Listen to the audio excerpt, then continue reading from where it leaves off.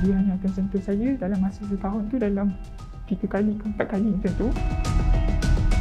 Salah seorang kenalan dia bagi tahu saya, dia kata sebelum kita orang berkahwin, bekas suami saya ni pernah ada join group macam LGBT semua tu.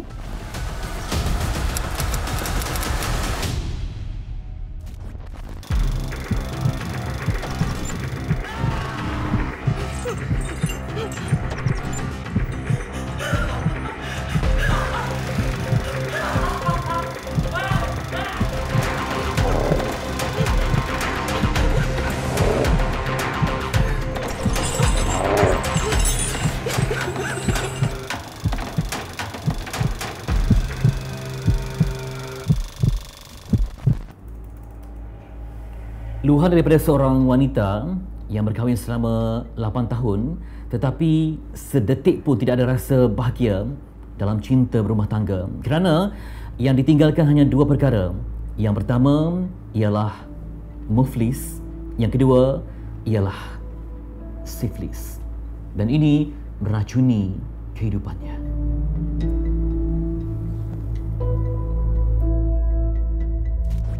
Aduan jiwa daripada seorang wanita bernama Dewi yang melahirkan kekesalan atas apa yang berlaku dalam cinta dengan bekas suaminya. Baik Dewi, kenapa kita imbas kembali kan, dah berapa lama perkahwinan? 8 tahun. 8 tahun. Baik, saya difahamkan bekas suami bukan hanya meninggalkan dengan kesakitan tapi juga meninggalkan banyak kesan emosi kepada Puan Dewi. Sebelum kita pergi jauh, mungkin Dewi dapat ceritakan bagaimana boleh bermula perkenalan dengan bekas suami. Adakah secara baik sahaja ataupun ada pihak yang perkenalkan, atau bagaimana boleh bermula? Okay, first saya kenal atas daripada kenalan orang ketiga, dan kita orang kenal agak lama lah, dalam masa setahun. Okey. Kita orang ikat hari pertunangan dan juga pernikahan lah, tapi setelah dipersetujui oleh kedua-dua belah keluarga lah. Lebih kepada cinta ataupun bagaimana? Kalau ikutkan daripada asal tu, kita mendirikan rumah tangga tu setelah mendapat restu daripada kedua-dua bapa. Bukan atas dasar cinta jugalah, sebab saya tak kenal dia sebelum tu. Saya diperkenalkan oleh orang ketiga. Saya difahamkan mengikut luahan yang dikirimkan pada kami, berlaku sesuatu yang di luar jangkaan. Ya, pada peringkat awal, adakah mengesyaki bahawa bekas suami adalah seorang pengamal homoseksual? Okay, pada mulanya dalam masa setahun perkahwinan tu, saya tak syak dia tu kiranya bukan lelaki yang normal lah. Sebabnya mula-mula tu okey je semua, sampailah saya macam kurang sihat. Jadi saya jumpa doktor, dan masa tu doktor cakap pada saya kena buat beberapa test. Benda tu berkaitan dengan kita punya masalah wanita.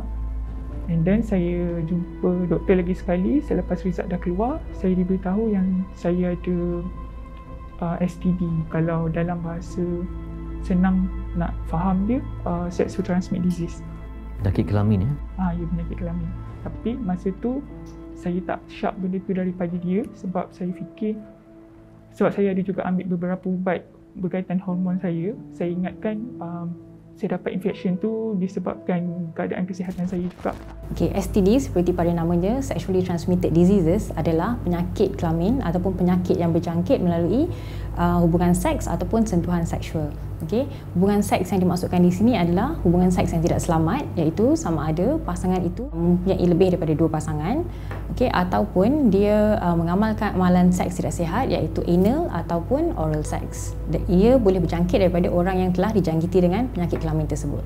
So, punca berlakunya STD ni, satu yang macam saya sebutkan tadilah. So, bila berlakunya amalan seks yang tidak sihat, so orang yang mempunyai virus ataupun bakteria ataupun parasites yang berupaya untuk menjangkiti bahagian STD ni akan boleh menjangkitkan kepada pasangan dia.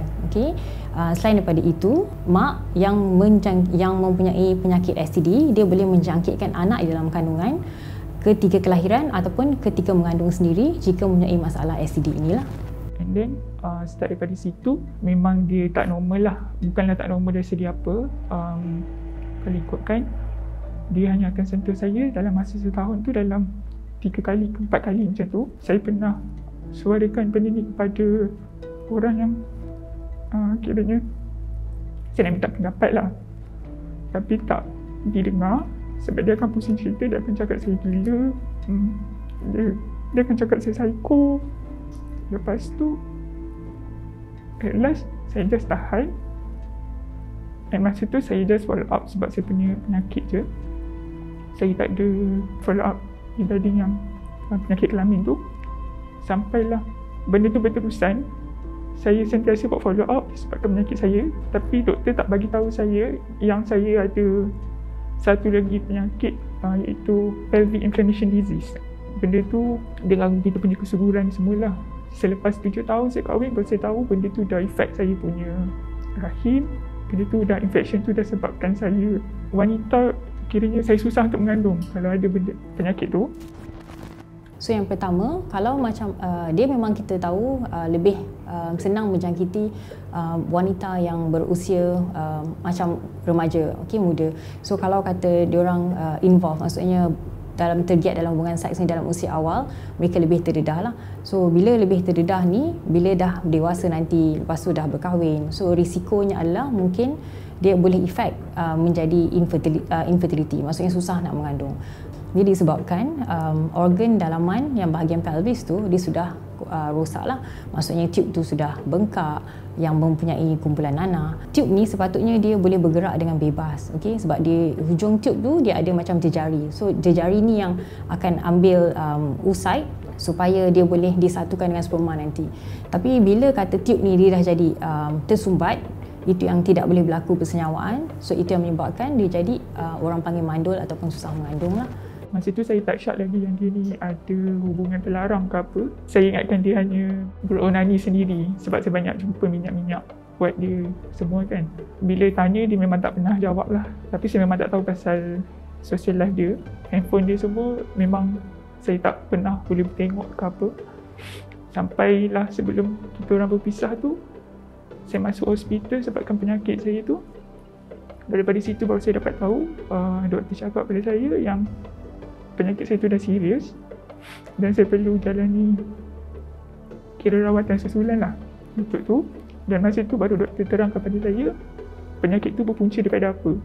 And last yang membuatkan saya yakin bahawa dia memang ada hubungan terlarang, salah seorang kenalan dia sebelum kahwin tu pernah bagi tahu saya, selepas dia tahu saya dah berpisah, dia kata sebelum kita orang berkahwin, bekas suami saya ni pernah ada join group macam LGBT semua tu. Dan mungkin daripada situlah, maknanya sebelum saya berkahwin tu memang dia dah ada hubungan terlarang tu. Bila saya dapat tahu benda tu daripada kawan dia tu, saya rasa yakin yang memang dia homoseksual lah. Dan saya pernah cakap pada dia, saya nak berpisah sebab saya tak nak terus dia jadi beban dalam hidup saya, sebab saya rasa emosi saya terganggu.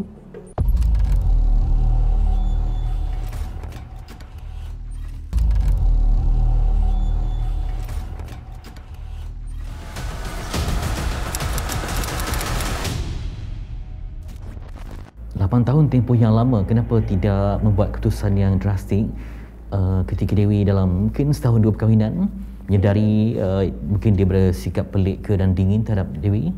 Dia memang sangat pandai ambil hati orang tua semua. Saya pernah bercerai dengan dia dan waktu tu saya dicemoh. Orang hanya nampak luaran dia je.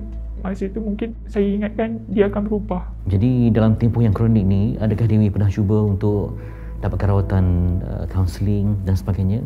Saya memang ada jumpa psikiatris sebab saya benda tu mengganggu rutin harian saya untuk kerja. Mula-mula saya jumpa kaunselor dekat pejabat agama lah. Dia yang nasihatkan saya untuk buat rawatan susulan sebab saya risau kalau saya dijangkiti HIV satu. Dan saya pergi ke hospital. Bila saya jumpa doktor pakar sakit puan, doktor pakar sakit puan tu refer saya pada psikiatris sebab benda tu makan masa. Dan sekarang pun saya masih dalam follow up dengan saya punya psikiatris lah, dengan doktor sakit puan. Jadi untuk menggambarkan tempoh 8 tahun hubungan tu, memang bagi Dewi sendiri tak ada langsung bahagia ya? Dia lebih kepada kita bertahan untuk keluarga And dalam masa yang sama tu mungkin silap saya juga sebab saya masih berharap dengan orang yang salah kan. Adakah Dewi rasa betul-betul dizalimi oleh bekas suami sendiri? Kalau ikutkan rasa kecewa tu memang kecewa lah. Kecewa, saya rasa terhina, saya rasa tertipu. Sepanjang 8 tahun ni dia sentiasa mencari salah saya untuk menutup silap dia. Macam-macam kata-kata kesat yang dia keluarkan kepada saya, dia torture mental saya lah. Saya sebab kadang-kadang tu pernah terfikir kan, kenapalah dalam ramai-ramai aku yang kena kan, sampai tahap macam tu lah. Tapi boleh sabar je lah. Adakah pernah cuba untuk ambil tindakan undang-undang untuk mendakwa bekas suami? Kalau ikutkan hati, memang saya boleh saman dia. Tapi benda tu melibatkan kos, masa dan juga air muka untuk kedua-dua belah keluarga. Sebab saya fikirkan mak ayah saya dan mak ayah dia. So saya fikir tak apalah saya mengalah, tapi insya-Allah nanti akan ada benda lain yang Allah bagi untuk saya. Kalau ikut untuk saman tu, boleh je saya pergi ke mahkamah kan. Sebab even sepanjang kahwin pun dia tak ada bagi nafkah dan sebagainya. So dari situ pun sebenarnya dah boleh ambil tindakan undang-undang. Ketika berpisah, adakah dia betul-betul mohon maaf atas apa yang berlaku? Sebab sampai waktu berpisah pun dia masih merasakan diri dia betul dan meletakkan semua kesalahan atas diri saya. Sebab tu saya ambil langkah untuk lari daripada hidup dia. Saya langsung tak kontak dia lepas semua urusan antara kami selesai. Baik, jadi pastinya Dewi takut untuk menepani ataupun ialah pelbagai kemungkinan berlaku dalam aspek kesihatan kan. Seandainya lebih buruk, bagaimana? Apa yang persediaan Dewi? Andai kata kalau satu hari nanti kesihatan saya makin teruk, saya memang dah tahap saya dah redha. Saya tak boleh nak cakap lebih, tapi apa yang saya harapkan benda itu tak terjadilah. Tapi andai kata terjadi satu hari nanti, saya harap saya takkan menyusahkan mak ayah saya itu.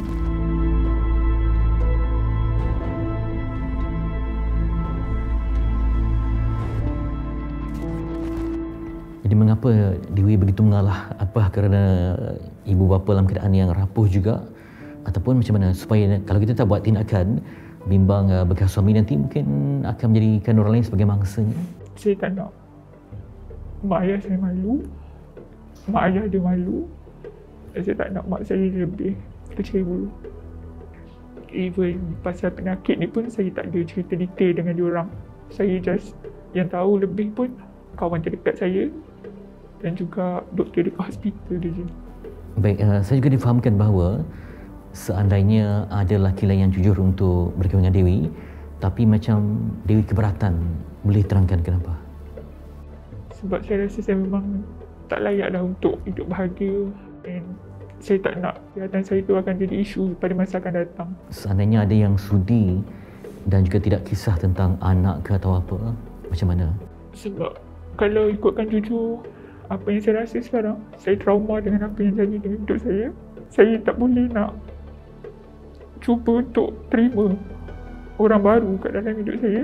Lagi-lagi dengan kisah silam saya yang perkenalan saya dengan dia pun dalam keadaan yang baik.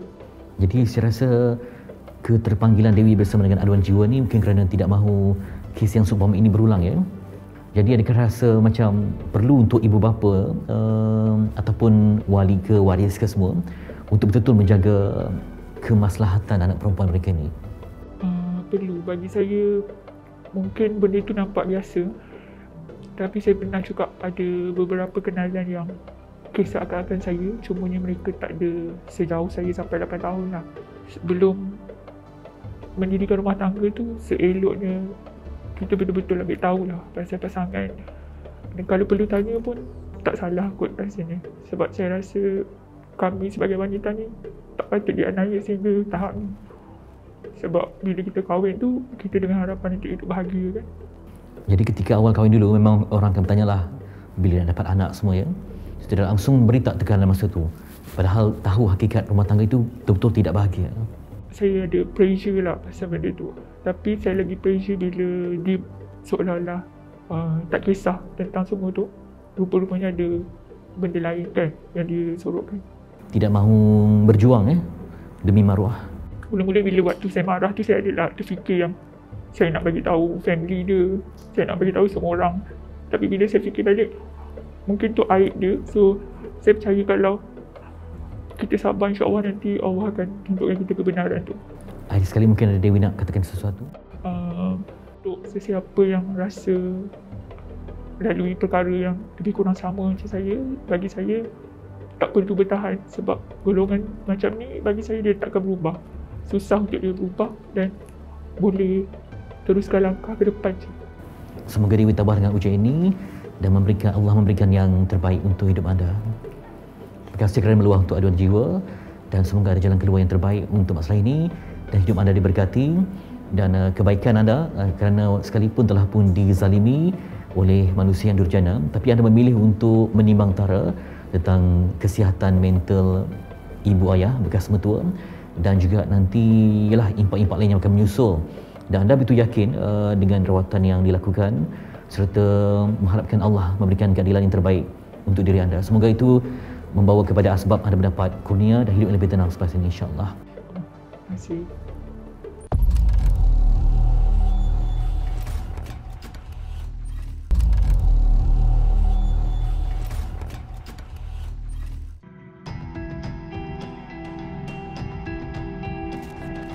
Pertama sekali, sebelum nak kenal pasangan, kita kena kenal diri kita. Sebab ada orang, dia dengan identiti sendiri pun dia ada masalah. Dia ada konflik identiti. Jadi dia tak tahu dia ni betul-betul okey tak, sesuai tak untuk berkahwin. Sebab dalam perkahwinan ni, dia ada 5 kriteria. Ada yang orang wajib kahwin. Ada orang yang haram berkahwin. Ada orang yang harus, ada orang yang makruh. Kalau wajib kahwin maknanya identiti dia clear. Maknanya dia lelaki, betul-betul dia lelaki dan dia kahwin dengan perempuan dan dia ada kemampuan, dia tidak ada penyakit. Kalau dia kahwin, dia tidak akan merosakkan pasangan dia. Dan kalau dia tak kahwin menyebabkan dia berlaku zina, orang macam ni wajib kahwin. Tapi ada orang harus kahwin. Maknanya kalau dia tak kahwin lagi pun, dia okey, dia tak ada pula berzina, tak ada buat benda yang tak elok. Tapi ada orang tak dibenarkan, haram berkahwin. Kalau dia sendiri ada konflik identiti, dia mungkin suka perempuan, dia masa sama dia suka juga jantina lain. Lelaki mungkin dia cross jantina, bisexual. Seorang macam ni boleh bawa kepada haram berkahwin sebenarnya, sebab dia akan menganiaya kepada pasangan dia. Jadi maknanya penting seseorang itu mengenali diri dia terlebih dahulu, credibility dia, capability, kemampuan dia. Kemudiannya semestinya lah dia kena kenal pasangan. Dia kena kenal pasangannya, tapi dalam Islam kita kenal pun sekadar luaran je. Ketika bertunang, sekadar tengok luaran, tengok keturunan dia macam mana. Kita mungkin tak tahu akhlak dia apa semua tu, kita tak tahu. Selebihnya kita serahkan kepada Allah. Kita berdoa supaya dapat pasangan yang baik. Dan dalam Al-Quran sebut orang yang baik itu insya-Allah dia akan dapat pasangan yang baik.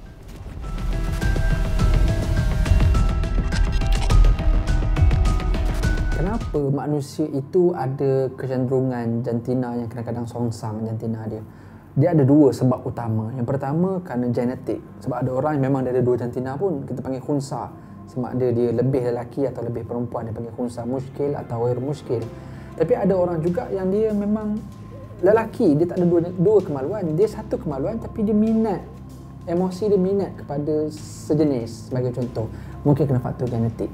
Satu lagi faktor persekitaran, faktor sekeliling dia, rakan sebaya, kawan dan sebagainya. Pendedahan, exposure yang dia dapat daripada dia lahir, daripada kecil, apalagi kawan-kawan remaja dia dan sebagainya.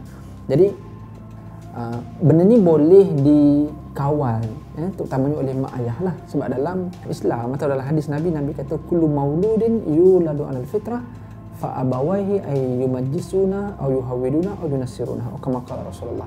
Nabi kata setiap kelahiran itu dia lahir ibarat satu kain yang putih, iaitu dia lahir dengan fitrah. Mana fitrahnya betul, lelaki suka perempuan, perempuan suka lelaki. Fitrahnya betul. Mak ayahnya akan mencorakkan dia, sama ada menjadikan dia Majusi, Yahudi atau Nasrani. Mana penting peranan mak ayah dekat sini. Kadang-kadang faktor mak ayah sendiri, itu kita kata persekitaran itu bukan rakan sebaya. Mak ayah sendiri yang memang dia nak anak perempuan, lahir-lahir lelaki, maka dia solidkan lelaki itu, dia pakaikan pakaian perempuan. Jadi mak ayah ni main peranan penting. Kalaulah anak tu memang ada faktor genetik, mak ayah boleh untuk kawal dan bentuk anak itu. Benarlah pepatah peribahasa kita pernah kata menentu buluh biar dari rebungnya. So kalau daripada kecil anak tu dah salah laluannya, mak ayah pula yang menyalahkan lagi laluan itu, maka anak tu akan terus songsang.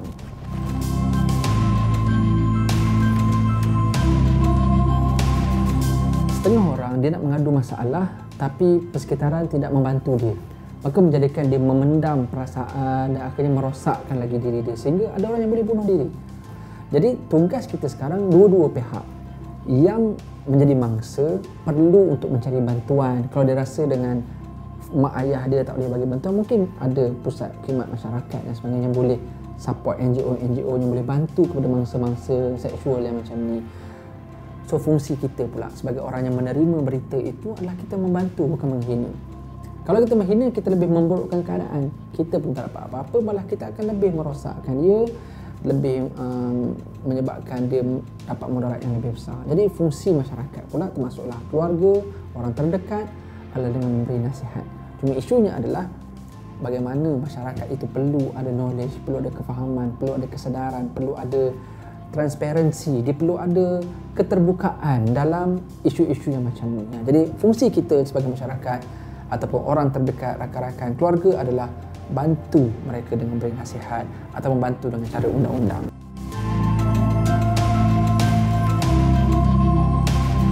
Bila kita dah tahu, kita dah tahu pasangan kita ada nafsu songsang sebagai contoh, kalaulah adanya perbincangan dua pihak yang baik, kita duduk betul-betul, orang kata kita sit down, kita duduk, kita buat perbincangan yang terbuka. Perbincangan terbuka ni tak boleh dengan emosi lah. Bila jadi emosi, dia akan jadi masalah lah, dia akan jadi bukan pergaduhan dan sebagainya.